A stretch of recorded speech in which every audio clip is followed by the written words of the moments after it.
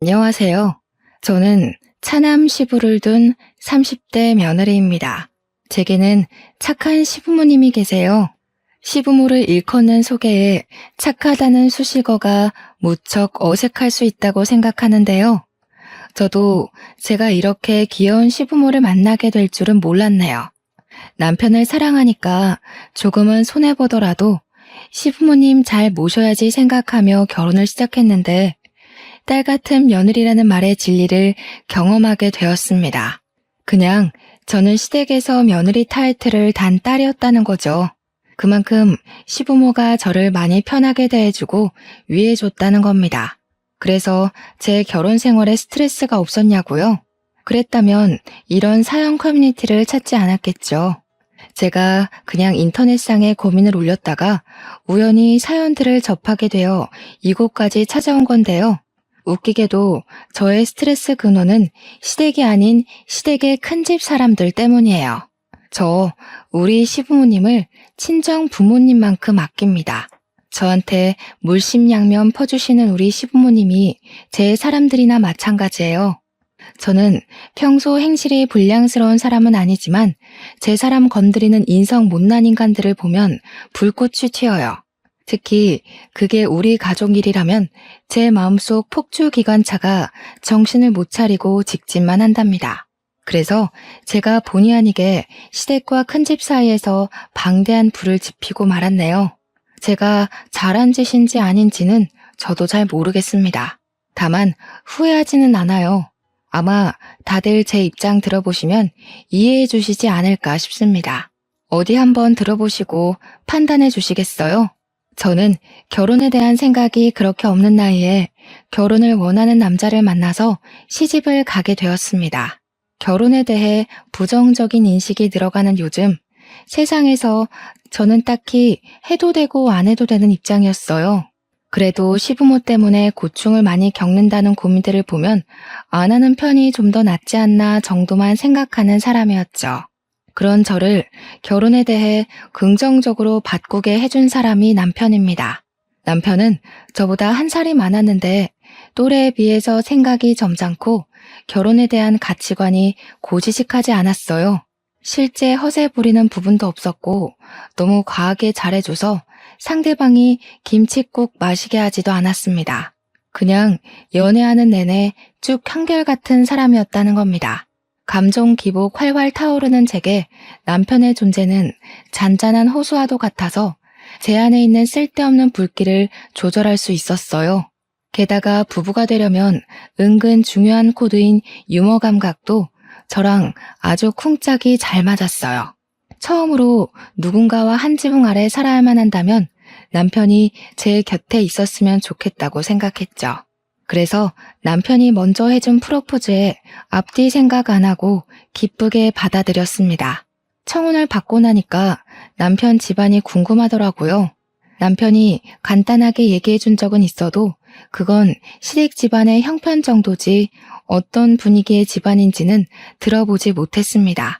제 질문에 남편은 흔쾌히 집안 얘기를 꺼냈는데요. 남편 얘기만 들었을 땐 시부는 남편과 비슷하면서도 늘 헛소리를 안 하는 분이라 했고 시모는 점잖은 시부에 비해 조금 애교 있고 웃음 많은 사람이라고 했습니다. 그 말만 들었는데 왜 시부모에게서 저와 남편의 향기가 나는지 모르겠더라고요. 어딘가 모르게 비슷한 결이라고 생각이 되어서 그런가 시부모에 대한 긴장은 크게 하지 않았습니다. 역시나 시부모는 인품이 훌륭하신 분들이었어요. 우선 저를 많이 사랑해줬고 딸이 없는 집이라서 그런지 마치 딸이 생긴 것 같다고 특히 시모가 제게 많이 관심을 줬습니다. 시부모 반응이 이런데 친정에서는 얼마나 고마웠겠어요. 저희 친정 부모님이 저 결혼하고 제가 합가한다는 소식에 한우 세트를 2세트나 보내셨습니다. 그런 시부모님은 또 며느리 잘 뒀다고 저를 더 좋아해 주셨죠. 남편이 시부모님 나쁜 사람 아니라고 말했던 건 틀린 말이었어요.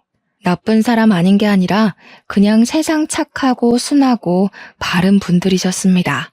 특히 시모는 제가 시모를 졸졸 따라다니면서 집안일을 배우려고 해도 가서 TV 보고 앉아있으라고 젊을 때 몸살려야 한다며 저를 자꾸 주방에 못 오게 하시는 분입니다.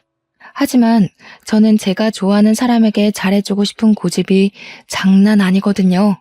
그래서 끝까지 시모 옆을 붙어 다니며 시모와 같이 어울려 노는 걸 즐겼습니다. 시모는 딸 같다 하다가 한 번씩 실수로 딸이라고 부른 적도 있었어요. 그렇게 시모랑 가깝게 지내기를 7개월이 지났을까요? 다음 달 명절을 앞두고 있는 상황에서 시모가 달력 날짜를 보며 몇 번이고 한숨을 쉬더라고요. 웬만하면 어두운 얼굴 안 하시는 분인데 표정이 근심이 가득해 보였습니다. 제가 또 안 물어볼 수 있나요? 시모한테 가서 고민 있으면 저한테 털어놓으라고 했죠. 그때 처음으로 시댁을 괴롭히는 큰 집에 대한 존재를 듣게 되었습니다. 내가 그 집 사람들 만날 생각만 하면 이렇게 일찍부터 가슴이 콱 막히고 심장이 크게 뛰어. 어쩜 그리 못됐는지 생각만 해도 치가 떨린다니까. 내가 세상 살다 그렇게 못돼 처먹은 사람들은 처음 봤다. 아이고, 또 내가 쉰소리를 해버렸네. 너한테 이럴 게 아닌데 참. 괜찮아요, 어머님. 저는 하늘이 두 쪽 나도 어머님 편이에요. 큰집 식구들이 그렇게 된데미가 없어요? 아버님한테 말씀해보시지. 어머, 큰일 날 소리. 네 시애비는 그 집에 아주 충성을 한다, 충성을. 그러니 내가 혼자서 이리 소가리만 하고 있지. 아주 장남이 뭐라고 그저 큰형, 형수. 그 집 사람들 말이면 자다가도 벌떡 일어나는 게 네 시아버지야. 내가 어디다 하소연도 못하고 수십 년을 이렇게 살았다. 다른 집도 그랬는지 모르겠는데요. 시모 말로는 저희 시부가 어릴 적 가부장 제도가 좀 심한 곳에서 자란 사람이라고 했습니다. 시부가 어렸을 적인 그 당시는 가부장 제도가 남아 선호 사상이 심했다고는 알고 있었어요. 그런데 시모가 말해주는 시부 집안은 심해도 너무 심하더라고요. 시모가 몰래 해주는 얘기를 듣는데 제가 다 분해서 얼굴이 찌푸려졌습니다. 저희 시부는 집안에서 차남 입장이었어요. 총 5명의 형제 중 둘째하고 했습니다. 공교롭게도 셋째부터는 명이 짧아서 시부가 20살 되기 전에 다 돌아가셨고 장남과 차남 둘만 남은 상황에서 둘의 차별은 더욱 극명하게 드러났다고 합니다. 제 눈에는 정숙하게만 했던 시부의 숨겨진 처지를 시모한테 듣고 알게 되었는데 시대를 그렇게 타고나지만 않았어도 우리 지혜로우신 시부가 그런 분한 취급은 당하지 않았을 겁니다. 들어보니 시부는 시 조부모 집에서 홀대당하는 것에 익숙한 사람이었어요. 시부는 단 한순간도 따뜻한 대접 없이 자란 차남이었는데 일단 밥 먹는 것부터 편애가 바로 드러났더라고요. 시조부랑 장남은 큰 상에다 늘 따뜻한 밥과 빛깔 좋은 반찬들이 차려졌는데 시조모랑 시부 그리고 그의 잡다한 입들은 남은 반찬을 먹거나 따뜻한 밥도 남는 걸로 겨우 얻어먹을 수 있었답니다. 그런데도 시부는 찬밥 좋아한다며 찬밥을 즐겨 먹곤 했다는데 그게 습관이 된 건지 가끔은 독립을 하고 나서도 찬밥을 찾는다고 해요. 여러분은 고깃국인데 고기 없이 풀떼기만 있는 국을 받으면 기분이 어떻겠습니까? 게다가 가족한테 말이에요. 저는 바로 따져 들었을 거예요. 하지만 시부에게 고기 없는 것 정도는 서러운 축에도 안 낀다고 하더군요. 그런데 장남한테는 시조부 시조모가 등골 빠지도록 번 돈으로 유학도 보내주고 교수도 만들어줬더라고요. 그리고 장남이 결혼할 때쯤엔 시조부가 돌아가셨는데 시조부가 남긴 유산으로 신혼집이랑 혼수 가구, 예단비를 잔뜩 해줬다고 합니다. 웃긴 건 시조부 유산이 원래 우리 시부한테도 주라고 돼 있었대요.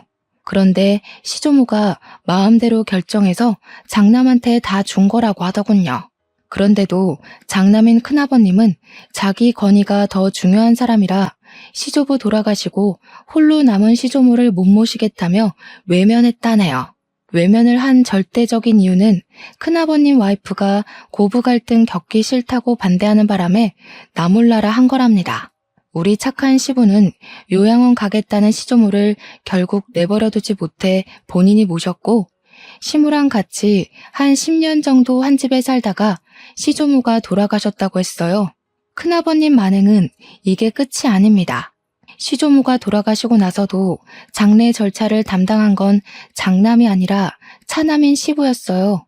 큰아버님은 당시 자기 식구들을 데리고 외국에 살고 있어서 못 오는 상황이었다고 해요.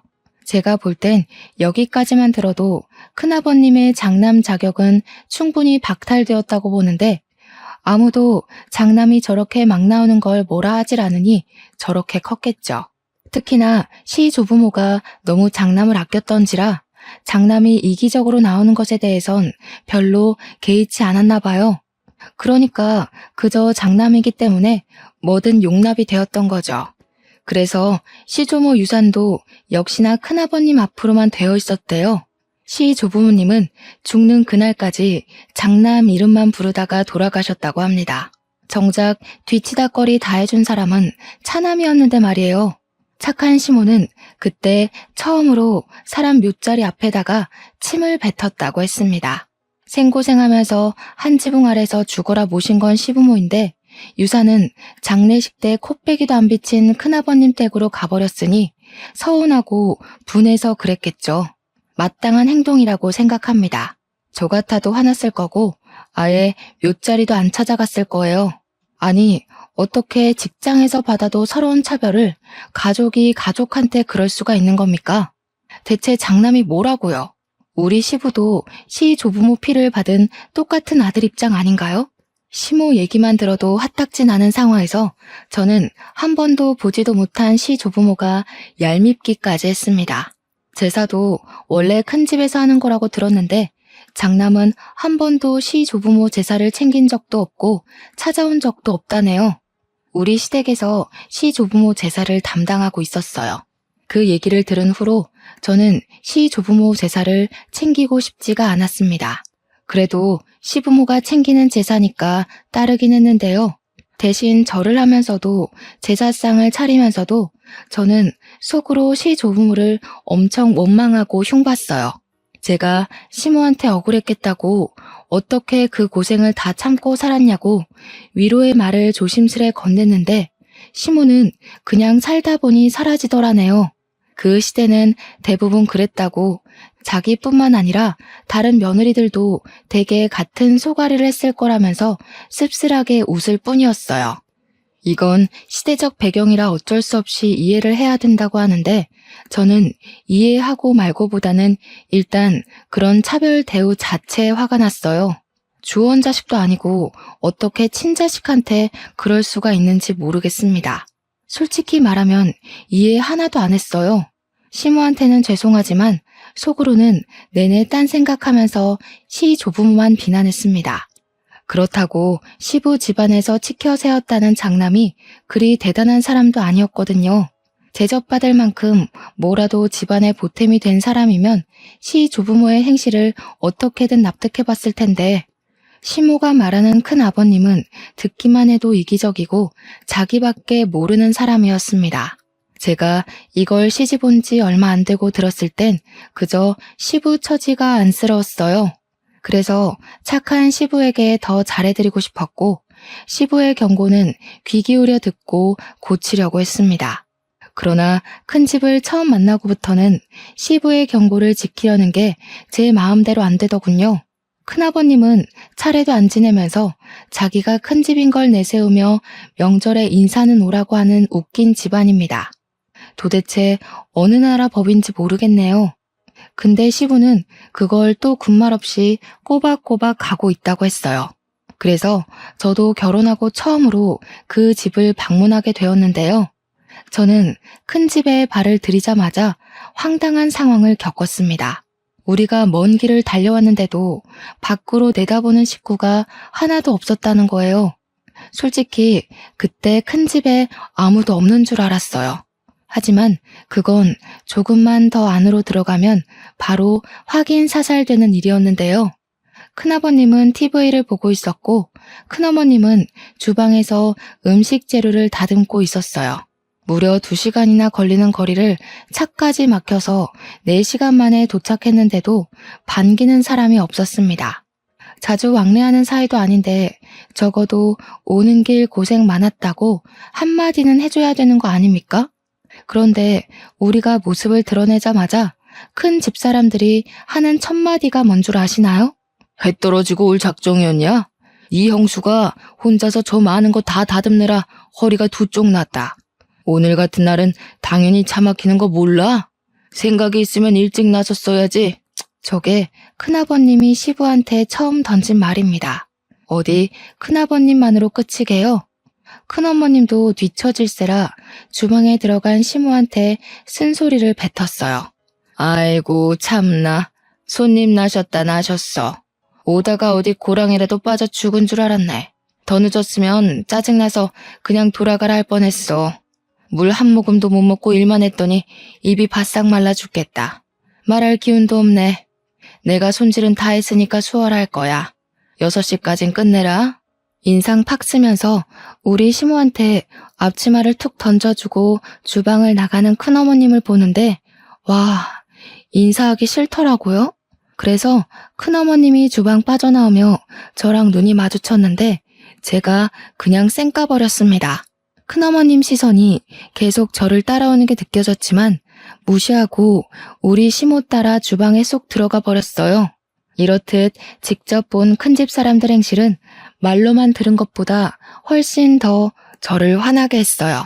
우리 시부모를 종부리듯 당연하게 행동을 하는데 제가 아끼는 분들을 그렇게 대하는 인간들한테 화가 안 날 수 있나요? 우리 착한 시모도 뒤에서는 큰집 식구 욕을 마구 했지만 정작 큰어머님 앞에서는 아무것도 못하고 깨갱하는 수준이더라고요. 그게 너무 마음이 아팠어요. 그간 어떻게 지내왔는지가 보였거든요. 큰 집에 있는 며느리들은 맞벌이 한다고 원래부터 명절의 음식 자체를 못하는 사람들이라고 했는데요. 그래서 저희 집을 명절보다 하루 일찍 불러서 이렇게 부려먹으셨대요.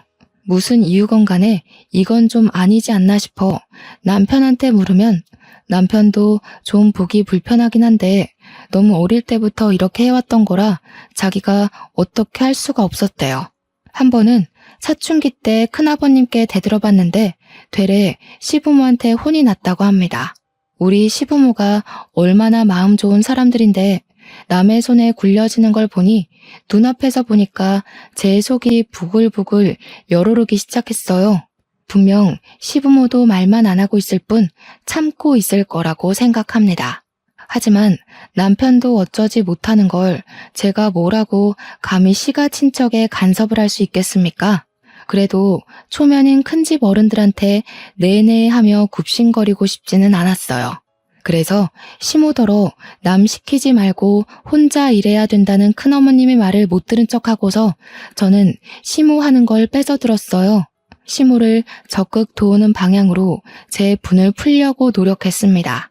시모가 작은 목소리로 괜찮다고 저기 거실에 가서 그릇만 좀 닦아달라고 하더라고요. 명절일에서 그나마 그릇 닦는 게 가장 쉽고 별로 힘 안 가는 일이라는 거 명절 챙겨본 사람은 다 알 겁니다. 시모는 최대한 자기가 힘들고 어려운 걸 자처하겠다는 뜻으로 저를 보내려고 했어요. 그러나 그럴수록 저는 더 고집 부려서 시모 몫을 빼앗았습니다. 제가 그래도 요리에 솜씨가 좀 있는 사람이라서 누구한테 물어볼 필요도 없거든요. 그래서 제가 오히려 시모를 쉬운 쪽으로 보내려고 했어요. 저랑 시모가 그렇게 꽁냥대면서 같이 일을 하고 있으니까 큰어머님이 슬쩍 오는 기척이 느껴지더라고요. 우리 주위를 얼쩡거리면서 우리 하는 얘기를 엿들으려고 기웃댔어요. 그러다 저희의 화기애애한 모습이 못마땅했는지 갑자기 시모한테 양파 깠냐고 마늘 빻고 고사리나 빨리빨리 볶으라며 성질을 부리더군요. 그러니 시모가 저랑 떠들다 말고 후다닥 다른 일을 하러 갔습니다. 시모가 떠나고 큰어머님만 제 반경에 남아 있었는데 저는 끝까지 큰어머님 안 돌아보면서 바로 표정 굳혔어요. 그냥 제 할 일만 했죠. 그러니까 큰어머님이 제가 마치 자기 며느리라도 되는 것 마냥 저한테 이래라 저래라 시키려고 하더라고요. 처음엔 무시했습니다. 그랬더니 이봐요, 이봐 하면서 나중에는 저를 툭툭 치는 거 아니겠습니까? 말본새부터 초면에 쉽게 터치하는 것까지 딱 봐도 불량스럽기 그지없는 할망구였어요. 내 말이 안 들리나? 그거 지금 할 필요 없다고. 저기 가서 전 부칠 펜 좀 달거라. 주방일 안 해봤니? 일머리가 있는 편은 아닌가 보구나. 애가 빠릿빠릿하지 못하네. 죄송해요. 저는 저희 어머님 며느리라서요. 다른 사람 말은 귓등으로만 들어요. 큰어머님이야말로 할 일도 없이 돌아다니지만 마시고 손 좀 보태세요. 그럼 더 빨리 끝나지 않겠어요? 저도 일머리 없다지만 큰어머님도 그렇게 썩... 저는 싱긋 눈웃음 치면서 차분한 톤으로 고개만 까딱 인사했습니다. 그리곤 또 큰어머님 말을 무시하며 제 할 일만 했어요. 그런데 저 때문에 시모도 놀라고 큰어머님도 충격 먹어서 순간 정적이 흐른 거 있죠. 그러거나 말거나 저는 하고 있던 시금치 나무를 조금 떼서 시모한테 조르륵 달려갔고 눈치 없는 사람처럼 간 좀 봐달라고 애교만 부렸습니다. 우리 귀여운 시모 당황해서 얼떨결에 간을 봐주더라고요.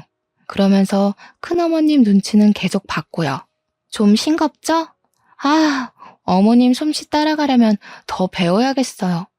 어머님은 어쩜 그렇게 요리를 잘하세요? 제가 진짜 100점짜리 시어머니를 뒀네요.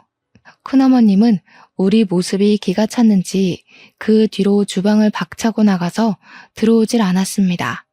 주방이 보이는 방향으로 거실에 앉아 저랑 시무를 노려보고만 있더군요. 저는 제멋대로 행동한 거라 시무가 한 소리 할 줄 알았는데 다행히 시무는 아무 언급도 안 하셨어요. 그냥 저한테 더 살갑게만 대할 뿐이었습니다. 그리고 제가 남편에게 부탁해 거실에 놓인 그릇 좀 닦아달라 했어요.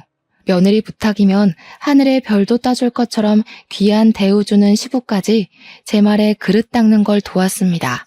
그런데 큰어머님 산을 넘었더니 이번에는 주야장천 TV만 보던 큰아버님이 문제였어요. 그새를 못 참고 시부한테 나불거리는 거 아니겠습니까?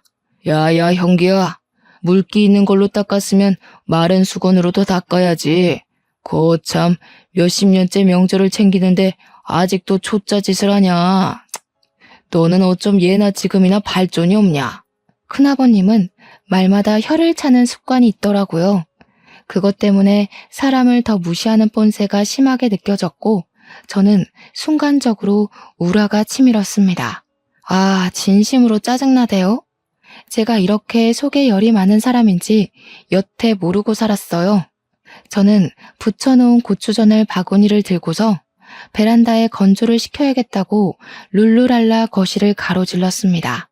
그러고는 바닥에 양말이 미끄러진 척 들고 있던 바구니를 날려 큰아버님 머리통에 쏟아버렸어요. 그러자 큰아버님은 소리 꽥 질렀고 큰어머님은 난리 나서 큰아버님의 원형 탈모 머리를 손으로 닦고 문질렀습니다. 어머나, 죄송해요, 큰아버님. 바닥이 왜 이렇게 미끄럽지?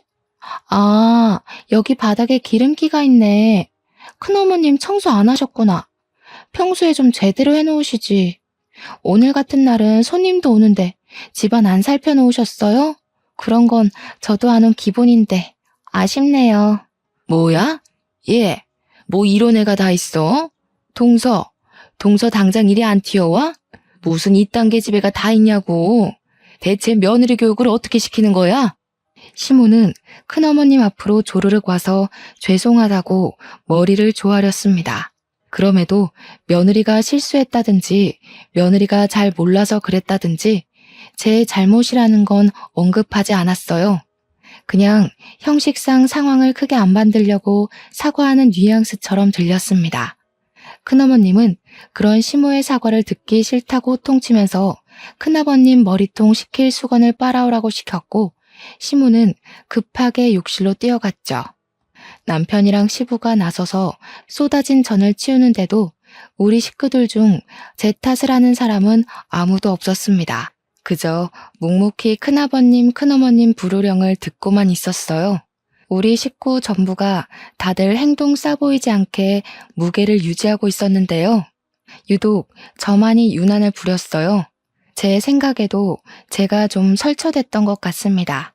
그 말은 즉 시모한테 찬수건 심부름 시킨 큰어머님이 또 마음에 안 들더라는 겁니다. 그래서 그걸 또 가만두지 못하고 일을 저질러 버렸어요. 큰어머님, 큰일 날 소리세요. 언제 찬수건 빨아서 큰아버님 머리 식히려고요? 그 사이에 큰아버님 머리 다 화상 입겠어요. 빠릿빠릿하게 움직이셔야지. 그리곤 저는 시부가 그릇 닦느라고 젖은 수건 더럽혀 놓은 걸 주워서 큰아버님 머리에 찰싹 붙였습니다. 평소 결벽증 있다는 큰아버님은 냄새나는 행주 공격에 충격받아서 그대로 얼어붙었고 큰어머님이 대신 악 소리를 지르며 저를 밀쳐냈어요. 시모가 찬 수건을 가져왔을 때는 이미 큰어머님이 저더러 당장 이 집에서 꺼지라고 호통치고 있는 중이었어요. 저는 큰어머님 목청에 놀라고 겁먹은 척 눈물을 보였고 귀를 틀어막으며 큰어머님한테 부탁했어요. 큰어머님, 화통 삶아먹은 줄 알겠어요. 제가 어릴 때 교통사고 때문에 큰 소리에 트라우마가 있어서요. 제발 목소리 좀 낮춰주세요. 당장 끌어내라. 무슨 저런 년이 다 있나 몰라? 어디 어른한테 버르장머리 없이 이래라 저래라야? 빨리 꺼지지 못해? 제 도발에 얼굴까지 시뻘개진 큰어머님은 저를 잡아먹을 듯 쏘아봤습니다. 저는 겁먹은 척 얼빠져 있는 남편과 시부, 시모를 데리고 그만 가보겠다고 급하게 인사드렸어요. 물론 죄송하단 말은 해줬습니다. 시부의 가족이라니까 일말의 예의라고 봐주시면 되겠어요. 어쨌든 저도 제가 왜 큰 집에서 그런 소동을 벌였는지 모르겠어요. 풍비박산 수준으로 망쳐버린 첫 명절. 제가 제 분을 참지 못해 시부모 허락 없이 큰 집을 뒤집어 버린 거 아니겠습니까? 집에 귀가하고 나니까 그제야 시부모님 눈치가 보이더라고요. 그래서 별다른 변명 않고 입 싹 닫고서 집에 들어가자마자 무릎을 꿇었습니다. 시부모께 죄송하다고 용서를 빌었어요. 그랬더니 시부는 일찍 자야겠다고 방에 들어가 버렸고 시모는 시부가 방에 들어간 걸 확인한 뒤에야 뒤늦게 깔깔 웃음이 터졌습니다. 내가 정말 우리 새아기 때문에 산다. 나 진짜 웃음 참느라 죽는 줄 알았어. 어쩜 이렇게 교육을 잘 받았니? 사돈어른이 딸 하나는 기가 막히게 키우셨구나. 내 언제 한번 사돈댁에 식사를 대접해야겠어. 우리 집에 이런 귀한 딸을 보내주셨는데 가만히 있어선 안 되지. 시모는 그 어떤 날 때보다 아기 햇님처럼 해맑은 얼굴을 하고서 방에 들어가셨습니다. 어안이 벙벙했어요. 시부모 두 분 다 제게 별다른 혼을 안 내길래 실수한 게 아니라는 건가 싶어서 좀 헷갈리더라고요. 한참 나중에 남편이 말해줘서 알았는데 그날 일 때문에 자기도 10년 묵은 채증이 내려간 기분이었다고 했어요. 그러면서 아마 시부모도 그랬을 거라고 말해주었습니다. 시모가 깔깔 웃었던 걸 생각하면 남편 말이 영 신빙성 없는 건 아니었어요. 그럼에도 한날은 시부가 제게 슬쩍 다가와서 그날의 얘기를 흘리듯 툭 꺼내셨는데요. 저를 혼내는 건 아니었고 다시는 그러지 말라고 점잖게 일러주기만 했어요. 그 말을 들으니 시부가 큰 집 눈치를 많이 본다는 게 확 느껴지더라고요. 아무래도 시부한테는 과거의 집안 제도가 여전히 몸속에 남아있는 듯 했습니다. 큰 집이 너무너무 얄밉지만 장남이기 때문에 차남 입장에서 예의는 갖춰야 한다는 뭐 그런 심리 같았어요. 그런 시부가 여전히 안쓰러워서 저는 최대한 시부를 생각하고 시부만 위하자 그렇게 다짐을 했는데요. 도대체 왜 자꾸 큰 집 식구만 보면 제 안에 다른 자아가 튀어나오는지 모르겠습니다. 첫 명절에 거대한 대면식을 치른 후 제가 두 번째로 큰 집을 만나게 된 건 큰 집에서 직접 우리 시댁에 찾아왔을 때였어요. 큰 집에서 우리 시댁을 찾는 일은 거의 없다고 들었는데 어떻게 그런 날이 닥쳤네요. 그런데 시작도 하기 전 불만스러웠던 건 저희가 큰 집을 찾았을 때와 다르게 시부모님이 큰 집에서 도착한다는 시간보다 1시간이나 먼저 맞이할 준비를 하더라고요. 마치 집안에 또 다른 행사라도 생긴 것 마냥 집안 상태며 냉장고 상태며 화장실이며 신경 쓰는 게 한둘이 아니었습니다. 시모 말로는 큰 집이 참 말 많은 사람들이라서 그게 너무 지치고 피곤하니까 미리 차단하려고 그러는 거라네요. 그렇게 도착한 큰 집 사람들을 저희가 다 쪼르르 나가 환대를 해주었습니다. 큰 집을 문 앞에 마중 나간다는 것 자체가 못마땅했지만 시부가 하니까 저도 시부를 위해서 예의를 차렸어요. 제가 안녕하세요 하는 순간 큰어머님이 제 앞을 지나가면서 저를 엄청 째려보더라고요. 지난 명절 때 일로 계속 화나 있는 듯 했어요. 그리고 큰아버님은 이번에 모자를 쓰고 오셨더라고요. 혹시 그날 진짜 화상이라도 입으신 건가 했더니 모자를 벗은 뒤 깔끔한 머리통인 걸 보고 안심했습니다. 모자도 그냥 벗은 게 아니라 눈앞에 차려진 다과상에 뜨거운 게 없는지 살핀 후에야 벗더라고요. 그러면서 큰아버님이 저를 슬쩍 눈치 보셨는데 그땐 살짝 웃음이 나올 뻔했어요. 그도 잠시. 큰 집 사람들 앞에서는 역시나 웃음이 사치더군요. 큰 집에서 우리를 찾아온 건 정말로 염치 없는 이유였습니다. 내가 네 앞으로 해준 과수원 머리다. 그거 좀 다시 나한테 돌려야겠다. 그동안 관리해주느라 욕봤으니 수고비는 따로 챙겨줄게. 한 5천이면 되겠지? 과거에 시조부모가 운영했던 작은 과수원이 하나 있었는데 그걸 시조부가 돌아가시고 시조모 혼자 관리하기가 힘들어서 큰아버님 앞으로 명의를 돌렸다고 했는데요. 원래는 그게 큰아버님이 맡았어야 할 과수원이었다는 거예요. 그러나 큰아버님이 자기는 교수할 거라서 과수원 같은 거 들여다볼 여건 안 된다고 시부한테 던져주라고 했답니다. 그래서 시부는 과수원 일 때문에 하고 싶은 공부까지 포기하고 과수원만 정성껏 돌보며 살았대요. 과수원은 시모를 만나기 전부터 갖고 있던 거라 어쩌면 시부의 세월이 고스란히 묻은 고향과도 같은 것이었어요. 시부는 과수원도 시 조부모가 남긴 유산이라면서 자기에게 남은 유일한 부모의 존재라고 보고 엄청 아끼는 보물이라 했습니다. 과수원이 가족 다음으로 소중한 재산이라고 말씀하시던 시부 마음에 감동받아 제가 똑똑하게 기억하고 있었어요. 그런데 그게 원래 큰아버님 거라는 건 그날 처음 들은 사실이었습니다. 이걸 팔겠다는 거야? 그건 안 돼. 아버지가 얼마나 아낀 건지 알잖아. 이렇게 확장까지 해서 규모도 꽤 커졌어. 갑자기 팔아넘기면 우리 과수원이랑 협력한 업체는 다 어떡하라고. 계약 위반이야 이거. 어지간히 효자인 척한다. 아버지 어머니 돌아가시고 없는데 계속 키워봤자 뭐하냐. 두 분 살아계실 때나 가꾸는 척 선심 써줬으면 된 거지. 계약 자랑은 말솜씨만 좋으면 다 타협할 수 있는 거고. 너도 과수원 때문에 네가 하고 싶은 일 못하면서 살았잖아. 이제라도 나한테 넘기고 넌 노후에 하고 싶은 거 하면서 지내. 시부는 늘 큰아버님 말에 오케이를 하던 사람이었습니다. 그러나 이번 제안만큼은 쉽게 고개를 끄덕이지 못하시더군요. 시부의 심기가 많이 불편한 것이 제 눈에도 다 보였습니다. 시부가 대놓고 티를 내셨거든요. 그러니 다른 식구들 눈에도 당연히 들어왔겠죠. 큰아버님도 시부가 바로 답을 안 주자 이것 봐라 싶었는지 헛웃음을 뱉었습니다. 어쭈? 설마 너 그 재산 탐내냐? 내가 너더러 땅덩어리 관리만 하라고 했지 주제 넘게 재산 탐내라고 그랬어? 얘가 아주 요망스러운 생각을 하고 있었네.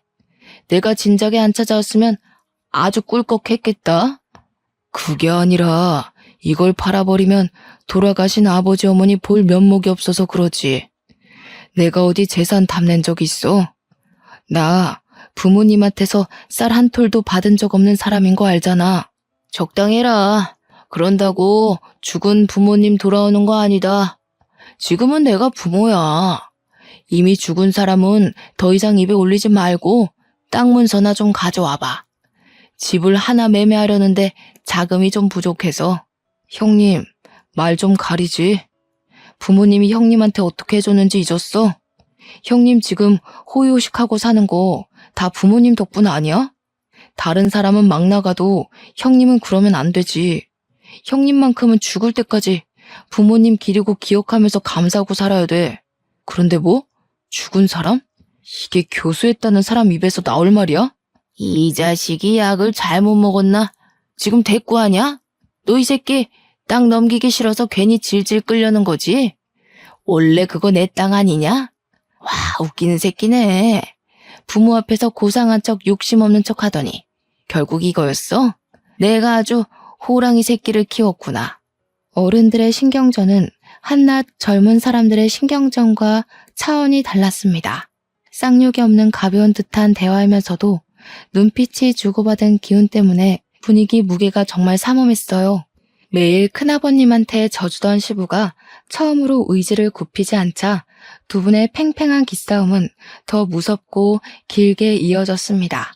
그 상황에 큰어머님은 재산 문제는 남자들끼리 얘기해야 된다고 시모를 데리고 자리를 떴어요. 당연히 저도 우리 시모를 따라 나섰고요. 그런데 알고 보니 큰어머님은 자리를 피해준 게 아니라 시모한테 겁박 주려고 방에 끌고 온 거더군요. 괜히 법정 싸움으로 치닫지 말자 동서. 우리 아들들 돈 많은 집 며느리한테 장가간 거 알지? 첫째 며느리가 법조인이야. 괜히 서로 비보면서 영 끊는 짓 하지 말고 쉽게 가자고. 제가 뭐 마음대로 결정할 수 있는 일인가요? 남자들 결정에 따르는 거지. 듣자 하니까 남편은 별로 안 남기고 싶어 하는 것 같은데 저는 남편 말 따를 겁니다. 저한테 이러시는 거 아무짝에 소용없어요. 말기 못 알아먹네. 그래서 지금 버티겠다는 거야? 우리 며느리한테 전화해. 아무리 명의가 너희 쪽으로 돼 있다고 해도 우리 며느리가 법조인인 이상 너희들 손해야. 팔은 안으로 굽는 법이거든. 나 3번째까지는 곱게 안 묻는다. 땅 문서 어딨어? 난 그런 거 모른다니까요. 그런 중요한 것들은 남편이 다 관리하지 난 아무것도 손 안 대요. 솔직히 내가 안다고 해도 별로 알려주고 싶지는 않네요. 저희 집에 뭐 하나 신경 써준 적도 없잖아요. 시모는 제가 옆에 있어서 그런지 나름 용기 내서 큰어머님께 할 말을 잘하셨습니다. 그런 시모가 자랑스러웠어요. 큰어머님을 화나게 하는데 충분히 성공했더라고요.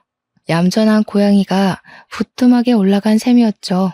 하지만 큰어머님이 참지 않고 법조인 며느리한테 전화를 걸겠다고 폰을 들었을 때 시모 표정은 금세 후회를 되찾았습니다. 시모 눈동자가 불안으로 떨리는 걸 봤어요.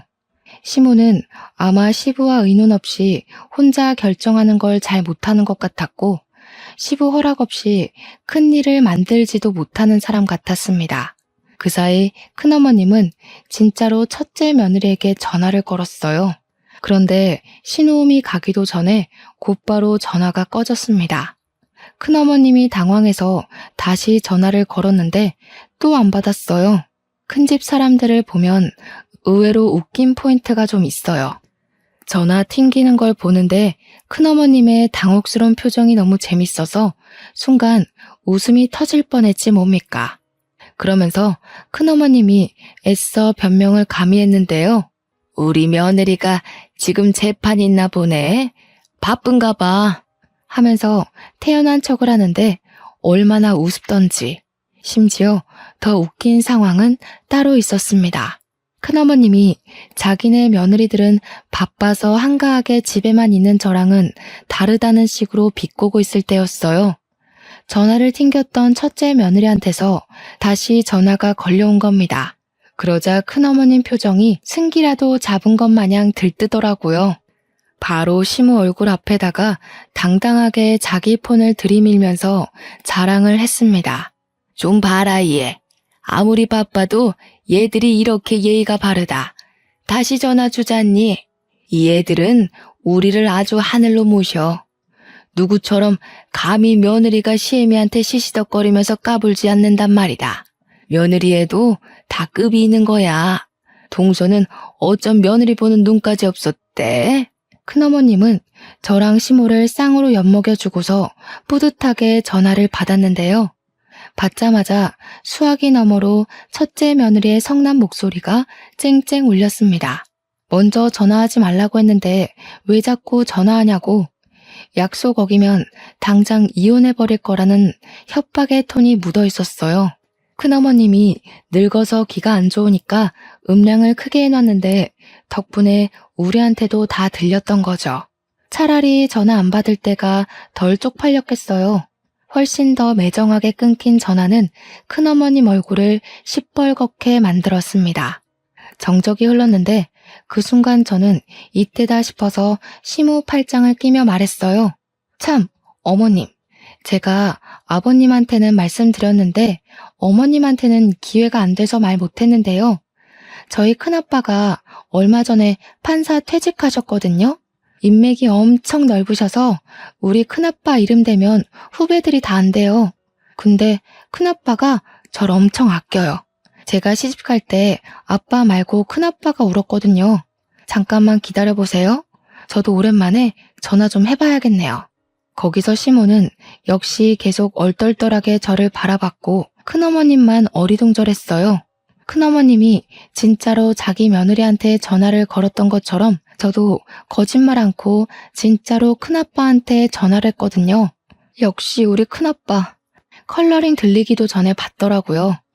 큰아빠 집에는 아들밖에 없어서 시부모가 저를 예뻐해주는 것처럼 큰아빠도 제게 딸 그렇게 불러줍니다.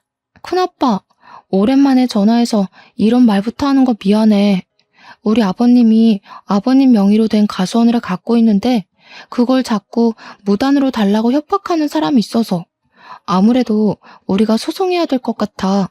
큰아빠가 손 써줄 수 있죠? 당연하지. 누구 부탁인데. 그런데 누가 남의 명의로 된 땅을 욕심부린다니? 내가 제일 싫어하는 부류가 딱 그런 빈대떡 같은 사람들인데. 아, 우리 시댁의 큰 집. 참, 우리 큰어머님 며느리가 법조인이래. 큰어머님, 며느님은 어디 소속이세요? 저희 큰아빠한테 한번 물어보려고요. 너무 약을 올려버렸는지 제 말에 깜짝 놀란 큰어머님은 그제야 사색이 되며 제 폰을 빼앗으려고 했습니다. 저는 큰아빠한테 다시 전화하겠다고 하고 그대로 끊어버렸죠. 그러고는 제가 악력을 쓰려는 큰어머님의 손길을 탁 쳐내버렸어요. 제발 고집 좀 부리지 마시고 분수에 넘치는 짓 하지 마시고 자식들 발목 잡는 짓도 하지 마시고. 예? 자랑스러운 장남을 이혼남 만들면 안 되잖아요. 둘째, 셋째 아들까지 있다고 했었나? 자식들 평생 법적 문제에서 불이익 받게 해줘요? 너 이거 협박죄다. 어디서 어른한테 따박따박 말대답이야? 사람 사들여서 연기하는 거지? 내가 속을 줄 알고? 그건 끝까지 가보면 알겠죠. 궁금하면 사이좋게 법정 싸움 해보던가요. 그보다 며느리들이 하늘로 모신다고 했죠.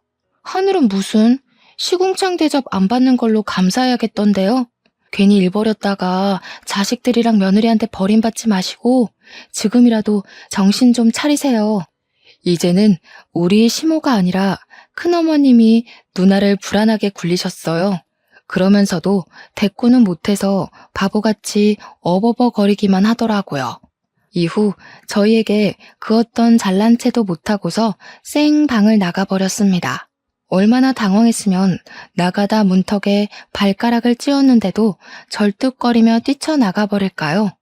시모를 모시고 그 뒤를 따라 나갔더니 거실에선 큰아버님이 시부 멱살을 잡고 있는 장면이 기다리고 있었어요.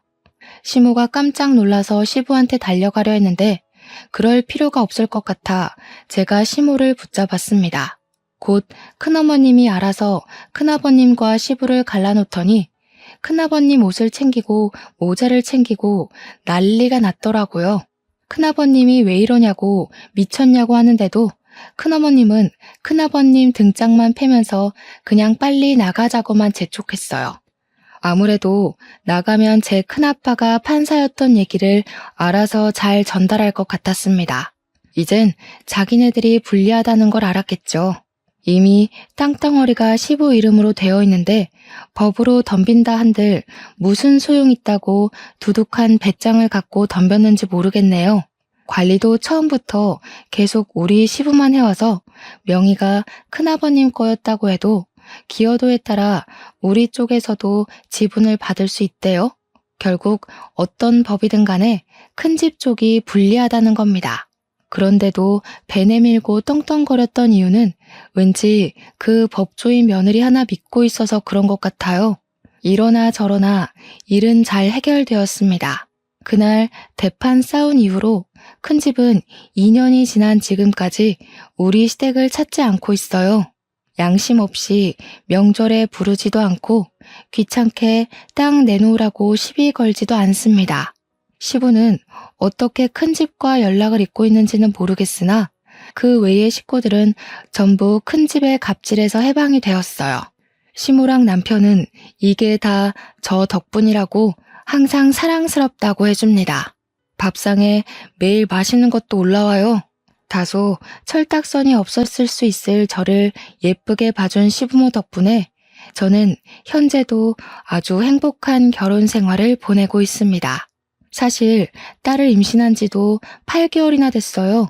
그렇잖아도 저를 복덩이 대우해주던 시댁에서 임신까지 해버리니 아주 왕비만큼이나 후한 대접을 받고 있네요. 지금이 너무 행복해서 이 꿈에서 영영 깨고 싶지가 않아요. 제 인생이 이렇게 쭉 순탄하길 속으로 항상 바라고 있습니다.